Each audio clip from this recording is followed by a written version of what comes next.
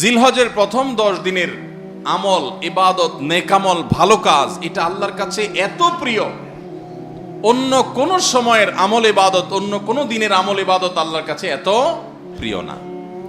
বান্দা এই 10 দিনে নেকামল করলে আল্লাহ তাআলা যত খুশি হন, অন্য কোন সময়ের নেকামলে আল্লাহ তাআলা এত সন্তুষ্ট হন না। জিজ্ঞাসা করা হলো, কিলা ওয়ালাল জিহাদ ইয়া রাসূলুল্লাহ। সাহাবীরা প্রশ্ন করলেন, হে আল্লাহর রাসূল, অন্য সময় আল্লাহর রাহে যদি কেউ জিহাদে যায়, অন্য সময় যদি জিহাদে রত হয়, তাহলে সেই আমলটার মর্যাদাও কি এই দশকের সাধারণ নেকামলের চাইতে উত্তম না? ওটা তো জিহাদ, জীবন বাজি রাখা।